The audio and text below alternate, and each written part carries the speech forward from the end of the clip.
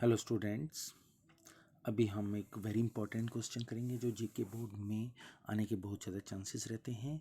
इस यूनिट में दो ही डिस्टिंक्शंस हैं और दोनों ही वेरी इंपॉर्टेंट हैं। उसमें से एक ये है distinction between receipt and payment account and income and expenditure account, very important है। तो तुम लोग इसको 90% समझ लो कि ये आने के चांसेस रहते हैं, चाहे वो लॉन्ग में भी आ सकता है, शॉर्ट में भी आता है। तो अगर आपका लॉन्ग में आएगा तो आप कम से कम 10 पॉइंट लिखिए, अगर आपका शॉर्ट में आता है तो 3-4 पॉइंट या 5 पॉइंट लिख लीजिए, ठीक है। तो इसके मेन बेसिक ही कीजिए आप, ठीक है। तो नहीं, फर्स्ट पॉइंट है आपका बेसिक ऑफ डिफरेंस और दूसरी साइड से आपका मेन हेडिंग है receipt and payment account and income and expenditure account.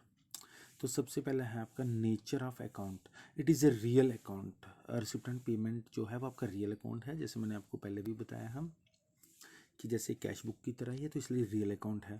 फिर उसके बाद ये नॉमिनल अकाउंट है क्योंकि इनकम एंड एक्सपेंडिचर्स हैं उसमें, ठीक है। ये प्रॉफिट एंड लॉस अकाउंट की तरह है ये। उसके बाद similar, it is a similar to cash book, it is a similar to profit and loss account, ठीक है। Sides of account, it's debit side is the receipt and credit side of payment. और income and expenditure में it's debit side is for expenses and credit side for income. Capital and revenue, it records both capital and revenue items, ठीक है। और उसमें it records only revenue items. Income and expenditure में खाली revenue items आएंगे।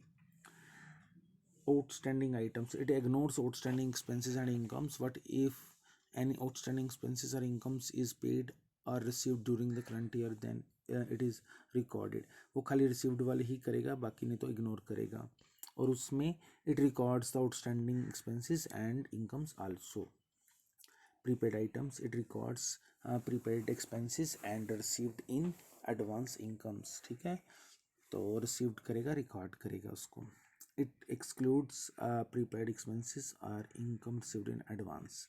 और period of items, it records the items received or paid during the current year whether relating to past present or future periods। और उसमें it records it includes expenses or income relating to current period only।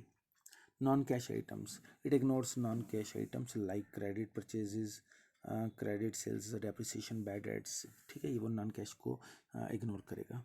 और उसके बाद है इसमें it records non cash items also like credit purchases, ये वाली सारी चीज़ें, ठीक है। जो वो नहीं कर रहा है ये करेगा।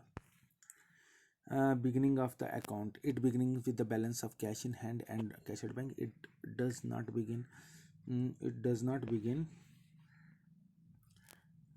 have any folio column since it is not a part of double entry system, ठीक है। फिर उसके बाद आपका आ गया